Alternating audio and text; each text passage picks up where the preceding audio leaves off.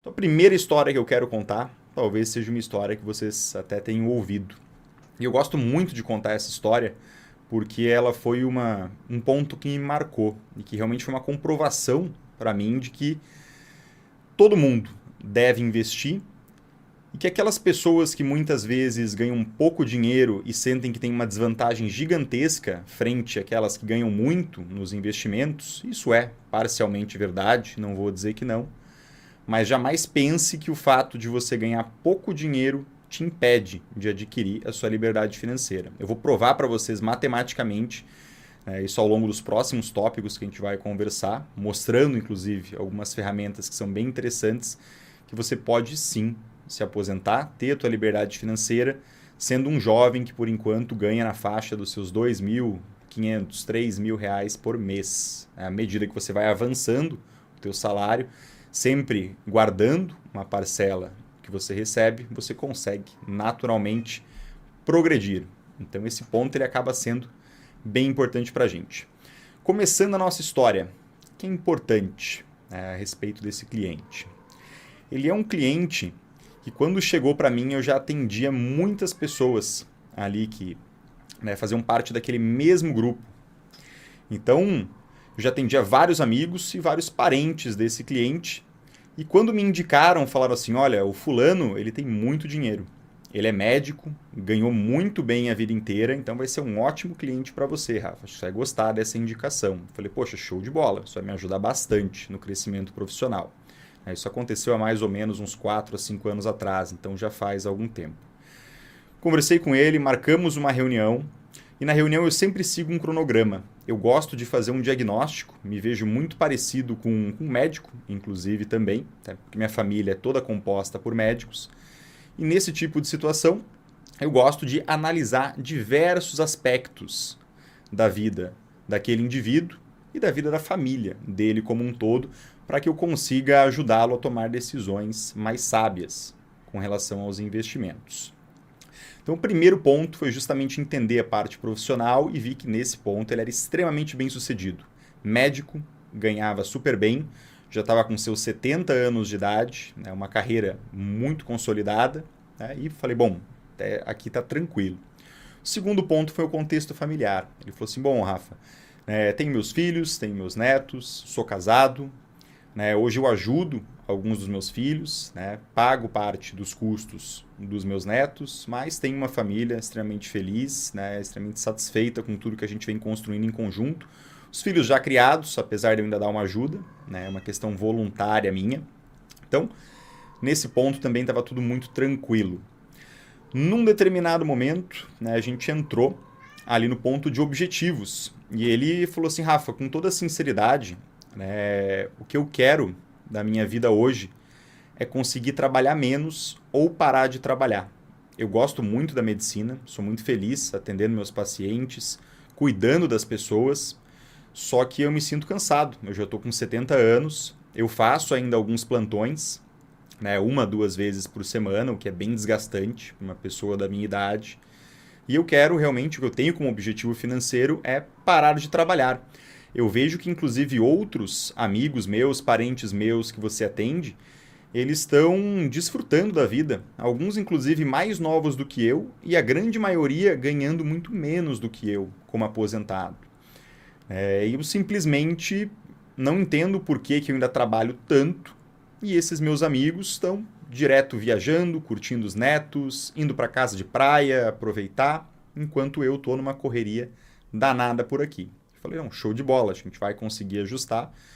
Só deixa eu entender agora algumas questões de números financeiros. Primeiro vamos começar com realmente quanto que você ganha, quanto que você gasta e quanto que você ainda consegue poupar todos os meses. Ele falou assim, bom, Rafa, eu ganho entre 40 e 50 mil reais, depende muito do volume de trabalho e da quantidade de plantões que eu faço ao longo do mês. E os meus gastos giram na faixa de 45 mil. Nos meses que eu ganho em torno de 40, eu retiro das minhas aplicações 5 mil reais. Quando eu ganho um pouco mais, eu volto esses 5 mil reais e reaplico. Ali eu já comecei a prestar atenção que a gente tinha um ponto complicado. Era uma família, era um indivíduo que precisava de 50 mil reais por mês, ou 45, para manter a qualidade de vida. O segundo ponto foi a gente entrar justamente na questão de investimentos, falando de números. Começando principalmente pelo patrimônio. Então entramos na questão de patrimônio imobilizado primeiro. Existe uma diferenciação. O patrimônio imobilizado é patrimônio principalmente em imóveis, em negócios, e o patrimônio líquido é aquele em investimentos. De imobilizado ele tinha uma casa avaliada em 3 milhões de reais, então uma casa muito boa, que também gerava uma boa manutenção, então era um custo interessante. Ele tinha mais uma casa de praia, que deveria valer ali em torno dos seus 500 mil reais, uns 2 terrenos de 150 mil reais cada um, e uma participação num hospital, que deveria valer mais ou menos uns 500 mil reais também. Então, um bom patrimônio imobilizado. Quando a gente entrou na questão dos investimentos, ele me falou, Rafa, eu tenho hoje 2 milhões de reais investido. E aí começou justamente a nossa reflexão. Perguntei para ele, bom, você está insatisfeito com a rentabilidade? O que está acontecendo? Por que você teve interesse a gente bater esse papo? Ele falou, olha, estou insatisfeito com a rentabilidade, mas eu quero entender como é que eu consigo resolver a minha situação. Falei, tá, o que seria uma rentabilidade interessante para você? O que você tem de expectativa? Ele falou, olha, eu queria mais ou menos em torno de 1% ao mês, algo que girasse em torno de 10% a 12%.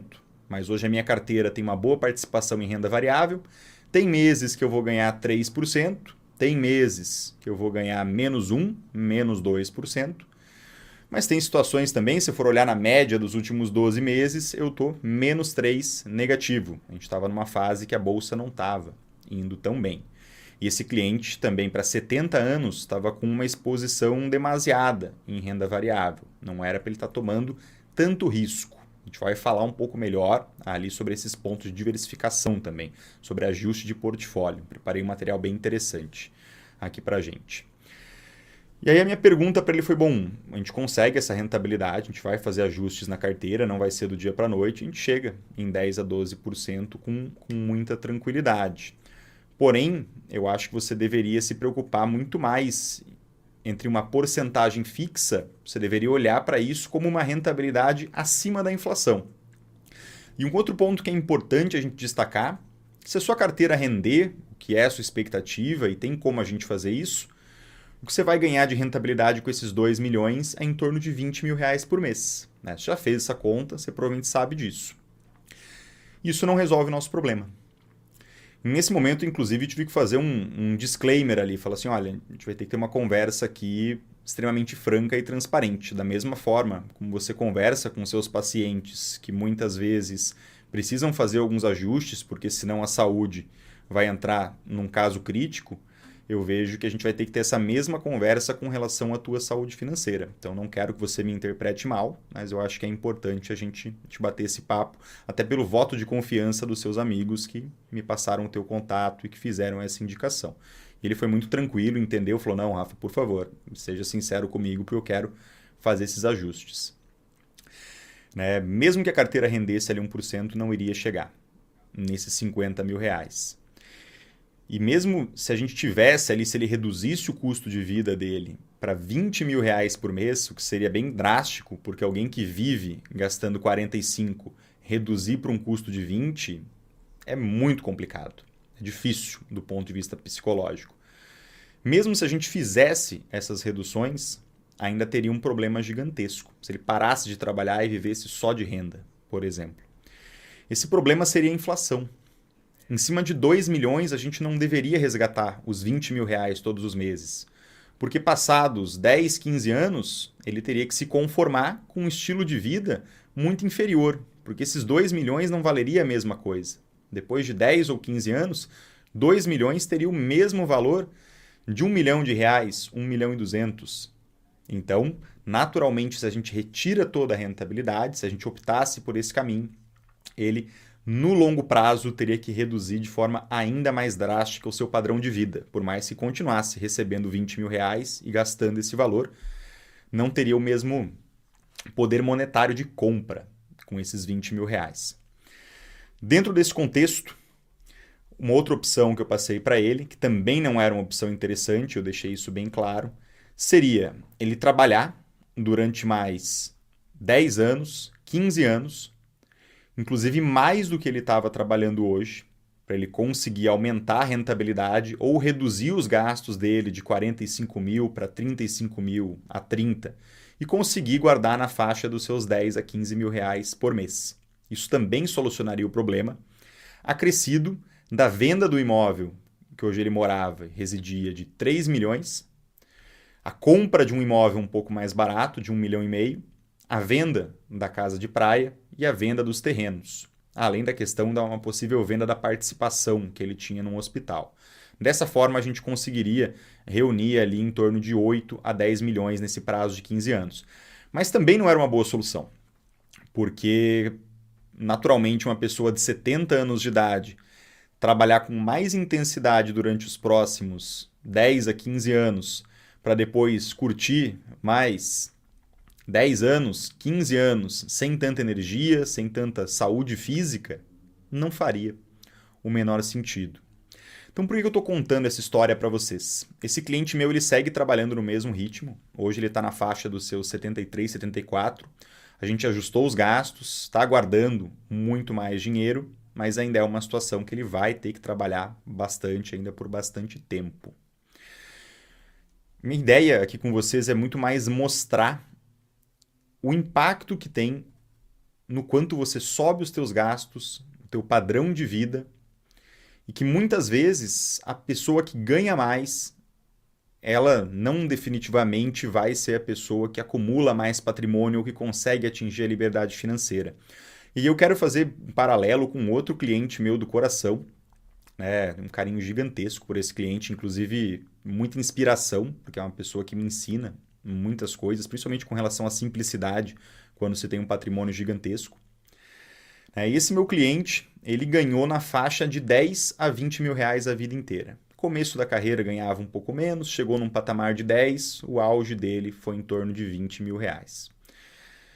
E conseguiu acumular, prestem atenção porque é bem absurdo, isso ao longo de 25 a 30 anos. Ele acumulou 12 milhões de reais. E é um cara extremamente absurdo do ponto de vista de gestão de gastos. Inclusive, eu acho que esses dois exemplos eles são importantes porque eles pegam situações opostas que a gente deve tomar muito cuidado. Nem o cliente ganha muito e gasta muito, e nem o cliente que ganha bem, mas que não gasta praticamente nada, que vive como se fosse uma pessoa que ganha 3 a 5 mil reais. Acho que a gente deve encontrar um meio termo aqui, puxando um pouco mais naturalmente para a pessoa que poupa um valor maior. A minha briga, inclusive, com esse cliente é justamente para ele trocar de carro, para ele viajar. Enquanto todos os assessores que eu conheço eles estão preocupados em trazer mais dinheiro, eu, com esse cliente especificamente, a minha briga é para ele gastar mais dinheiro, para ele desfrutar da vida. A gente tem conversas sensacionais e dá bastante risada toda vez que a gente tem oportunidade de bater um papo. Então, meu trabalho é justamente reduzir o patrimônio dele nesse momento, não mais aumentar. E por mais que eu insista, o patrimônio dele segue crescendo, ele segue guardando bons valores. E um ponto que é extremamente importante desse cliente especificamente. Além de ser um exemplo de bom poupador, ele foi um excelente investidor. Ele é um cara que investe no Tesouro Direto há 20, 30 anos. Então ele começou muito cedo, enquanto não se falava muito dessas possibilidades. Ele é um cara que estuda muito sobre investimentos. Ele gosta desse tema. Tem ali uma parcela do patrimônio, naturalmente, em fundos imobiliários, que é um ativo que ele acha interessante, pequenas posições em ações conservadoras, várias posições hoje em dia em CDBs, em crédito privado, que é quando você empresta dinheiro para outras empresas. Então ele tem muito conhecimento e hoje a gente faz ajustes ainda mais precisos no portfólio dele. Inclusive ele fez ótimos negócios também no ramo imobiliário, que é um ramo que eu também acho interessante, desde que você tome alguns cuidados, que você seja prudente e faça muita conta antes de adquirir um imóvel. Ele conseguiu ser bem sucedido em várias compras aqui na região de Florianópolis. Então o que é importante a gente entender de ambos esses casos? Você pode ser uma pessoa que talvez não tenha uma renda absurda. Isso não vai te impedir de adquirir liberdade financeira. Assim como você pode ser uma pessoa que ganha seus 30, 40, 50. Já tive inclusive clientes que ganhavam 100 mil reais por mês e que gastavam na faixa de 80 a 100. Né? A gente conseguiu baixar isso para 70 com muito custo, porque o normal era 100 mil reais de gasto. Então não é o quanto que você ganha que vai determinar se você vai ou não adquirir liberdade financeira. E é justamente sobre isso que eu quero mostrar alguns exemplos na parte matemática para vocês conseguirem entender exatamente quais são os pontos. Antes disso, eu só queria comentar de um ponto aqui com vocês que eu acho que é bem relevante. Que isso foi um aprendizado pessoal, uma questão até relacionada à minha vida.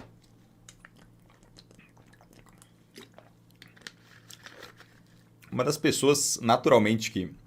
talvez a pessoa que eu... Com toda certeza, na realidade, a pessoa que eu mais amo nessa vida é a minha mãe. E ela sempre foi uma ótima poupadora. Ela nasceu com o instinto AOC. Né? Ela sempre controlou bem os gastos e me ensinou sobre isso a vida toda. A gente sentava uma vez por mês e ela me mostrava o valor da conta de luz, o valor do nosso colégio, mostrava quanto estava sendo gastado com as compras de mercado, mostrava o porquê talvez não teria como comprar o que eu gostaria de presente de Natal, por que muitas vezes algum esporte um pouco mais caro que eu queria praticar não poderia entrar no nosso orçamento, mas ao mesmo tempo mostrava que dava para fazer a conta fechar para colocar a gente num dos melhores colégios na cidade. Digo a gente porque tem o meu irmão também. Porém, a minha mãe, ela nunca se interessou por investimentos, ela nunca estudou, ela sempre teve reserva e aplicou na poupança. Esse era o investimento básico dela. E hoje, fazendo algumas contas, entendendo a respeito de como aconteceu esse processo nos últimos 20 a 30 anos, minha mãe ela não tem liberdade financeira, ela conseguiu agora um valor referente à aposentadoria, mas não está aposentada, ainda precisa trabalhar. E muito provavelmente, se ela tivesse investido bem o dinheiro que ela sempre teve o hábito de poupar, o hábito de controlar, agora a vida dela seria infinitamente mais tranquila. Ela já não precisaria mais trabalhar. Então esse é um exemplo prático ali que eu tenho comigo e uma comprovação do quanto os investimentos poderiam ter sido transformadores. E por que eu digo para vocês que o nosso tema principal é a gente entender o que as pessoas fizeram de certo e que fizeram de errado, justamente para não errar.